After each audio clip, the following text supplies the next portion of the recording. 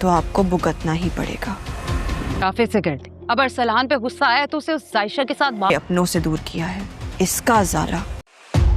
अरीशा पे गुस्सा आया तो उसकी शादी रंध रहे हैं। ना मेरा वो फैसला गलत था और ना ये फैसला गलत है शादी के लिए। झूठ बोल रहा है वो। कल मैं उसका फैसला हम अरसलान को फोर्स नहीं कर सकते, खुद करूंगा। ताई अम्मी, आपने मुझे मेरे जायशा की ताई अम्मी जायशा के घर आती है। जायशा की बहुत ज़्यादा बेइज्जती करती है। देखा जाता है कि वह जायशा को बहुत ज़्यादा बातें सुनाती है और इसी दौरान जायशा खामोश होकर सुन रही होती है। दूसरी तरफ वो लड़की भी खड़ी होती है जिसकी माँ होती है। वह कहती है कि चाची जान आप फिक्र ना करें, ये बहुत ज़्यादा गुस्से में है। और तभी जायशा को इतनी ज़्यादा बातें सुना गई। जायशा पहले तो खामोश होकर सुनती रहती है, लेकिन जब वो ताई अम्मी चुप होती है तभी जायशा सारी बातें याद दिलाती है कि किस तरह जायशा ने ताई अम्मी के बेटे को मुंह पर इनकार करके उनकी बेइज्जती की थी।